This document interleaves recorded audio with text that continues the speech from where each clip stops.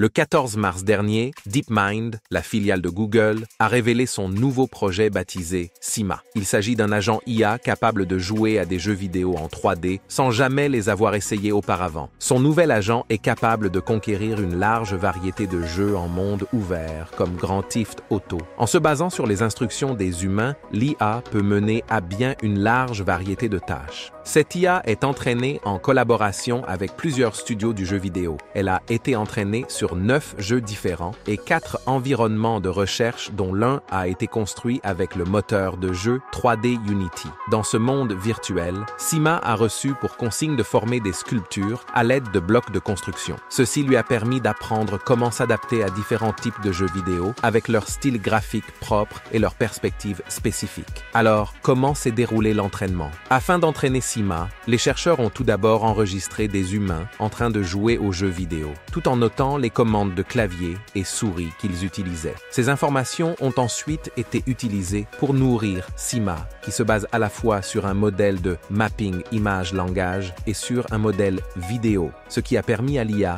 de visionner un jeu joué sur un écran et de prédire ce qui va se passer. L'IA est capable de comprendre une large variété d'environnements de jeu, puis d'effectuer presque n'importe quelle tâche qu'on lui demande de compléter. Le plus impressionnant, c'est que Sima n'a pas besoin d'accéder au code source du jeu. Elle se contente de jouer aux versions commerciales du jeu, comme n'importe quel joueur. Elle n'a besoin que de 2 inputs, l'action à l'écran et les instructions d'un utilisateur humain. Par la suite, l'IA joue au jeu en utilisant un clavier et une souris. Les performances de Sima ont été évaluées par DeepMind sur des centaines de jeux basiques dans différentes catégories comme la navigation, les tâches basées sur des menus ou l'interaction avec des objets. Ils ont ensuite testé ses capacités en l'entraînant à jouer à un jeu avant d'y rejouer, en se servant de cette base pour mesurer ses performances. Il semblerait que l'IA puisse puiser dans son expérience acquise dans différents jeux pour améliorer ses performances. C'est exactement la même chose pour un gamer humain qui accumule de l'expérience et du scale en jouant à de nombreux jeux différents. Par ailleurs, Sima aurait la capacité de généraliser par-delà son entraînement, toujours selon les chercheurs. Mais dans cet entraînement, l'IA a toujours eu besoin de l'accompagnement des humains pour fonctionner correctement. Un agent qui n'a pas eu d'entraînement de langage ou d'instruction n'est pas capable de marcher là où on lui indique. Elle se comporte correctement, mais sans but. Alors concrètement, à quoi ça peut bien servir?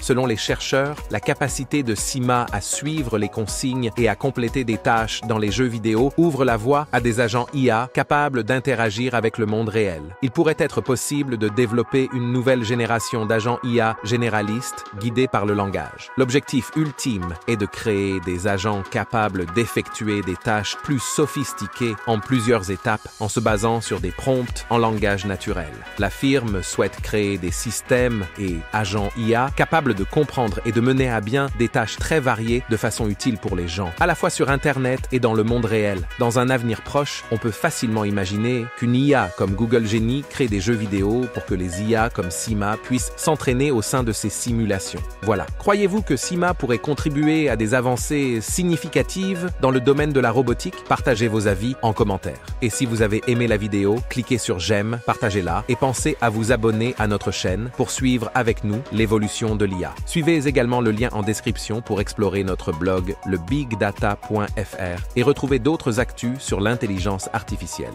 À bientôt.